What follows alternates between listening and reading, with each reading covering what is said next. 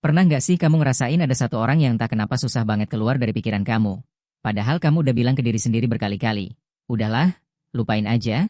Tapi tetap aja tiap malam kepikiran, tiap bangun tidur kepikiran, bahkan pas lagi sibuk pun bayangannya masih nyempil di kepala kamu. Dan anehnya kamu sendiri nggak paham kenapa bisa kayak gitu.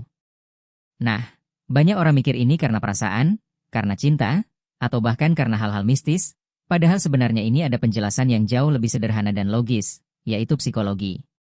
Otak manusia itu punya cara kerja yang unik, dan kalau kamu ngerti sedikit aja polanya, kamu bakal paham kenapa seseorang bisa jadi susah dilupain. Salah satu kunci paling penting dari semua ini adalah misteri. Kedengarannya klise, tapi kenyataannya manusia itu gampang banget penasaran sama sesuatu yang gak sepenuhnya mereka pahami. Coba bayangin ada dua orang. Orang pertama cerita semuanya tentang hidupnya dari A sampai Z, dari kebiasaan kecil sampai rahasia terdalam, tanpa ada yang ditutup-tutupin. Orang kedua cuma cerita sebagian, sisanya dia simpan, bukan buat bohong, tapi emang gak semuanya langsung dia buka. Menurut kamu, mana yang lebih bikin otak kerja? Jawabannya hampir pasti yang kedua. Karena saat kamu gak tahu semuanya, otak kamu otomatis pengen ngisi bagian yang kosong itu. Kamu mulai nebak-nebak, sebenarnya dia kayak gimana ya? Atau, kenapa dia gak cerita bagian itu? Dan tanpa sadar, orang itu jadi makin sering muncul di pikiran kamu. Misteri kecil itu kayak teka-teki sederhana, tapi justru karena nggak langsung kebuka jawabannya, kamu jadi kepikiran terus.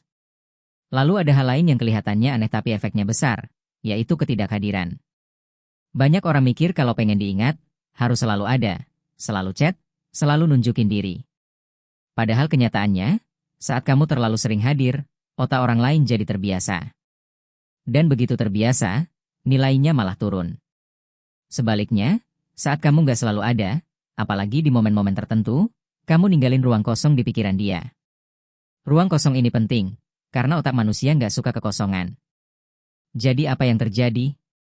Dia mulai ngisi ruang itu dengan bayangan tentang kamu. Dia mulai mikir, lagi ngapainnya dia? Atau, kok sekarang dia nggak ada? Dan justru dari situ, kamu jadi makin terasa. Kadang bukan kehadiran yang bikin kamu diingat, tapi ketiadaan yang bikin kamu dicari. Selanjutnya ada emosi yang intens. Ini juga sering diremehin. Banyak orang pengen selalu aman, selalu datar, selalu netral. Padahal momen yang paling nempel di kepala manusia justru momen yang emosinya naik turun. Emosi yang kuat, entah itu senang banget, kaget, bingung, atau bahkan sedikit kesel, biasanya jauh lebih susah dilupain dibanding obrolan yang biasa-biasa aja. Misalnya kamu tiba-tiba ngasih pujian yang gak terduga, atau kamu punya obrolan yang agak serius, atau bahkan sempat beda pendapat kecil. Hal-hal kayak gini bikin otak berhenti sejenak dan mikir. Dia bakal ngulang-ngulang momen itu di kepalanya. Nanya ke dirinya sendiri, tadi maksudnya apa ya? Atau, kenapa rasanya beda ya pas ngobrol sama dia? Dan dari situlah kamu pelan-pelan jadi topik utama di pikirannya. Lalu ada teknik yang namanya mirroring, atau menyesuaikan diri secara halus. Intinya simpel banget. Manusia cenderung ngerasa nyaman sama orang yang terasa mirip sama dirinya. Jadi saat kamu sedikit menyesuaikan gaya bicara, nada suara, atau bahkan bahasa tubuh dengan orang yang kamu ajak ngobrol, tanpa sadar dia bakal ngerasa nyambung.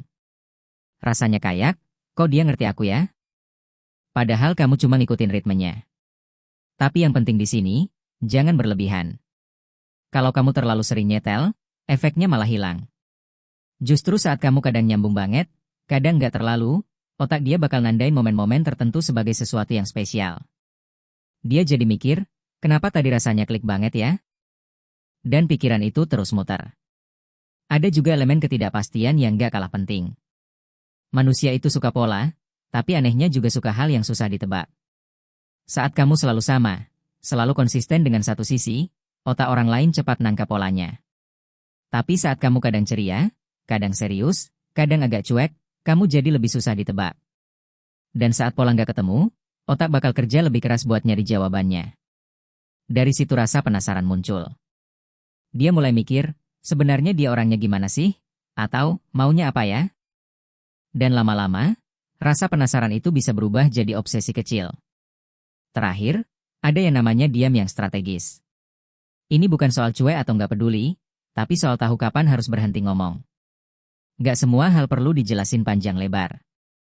Kadang, justru dengan berhenti di tengah-tengah, kamu ninggalin tanda tanya. Dan tanda tanya itu jauh lebih kuat daripada jawaban yang lengkap.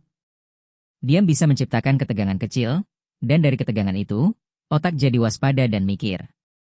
Dia bakal muter ulang obrolan, nyari makna tersembunyi, dan bertanya-tanya tentang kamu.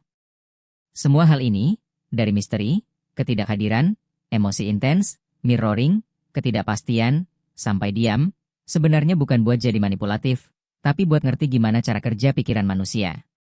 Kalau dipakai dengan niat yang baik dan tetap etis, efeknya bisa besar. Kamu bisa ninggalin kesan mendalam tanpa harus pamer atau maksa. Dan disitulah, tanpa kamu sadari, kamu jadi sosok yang susah dilupain.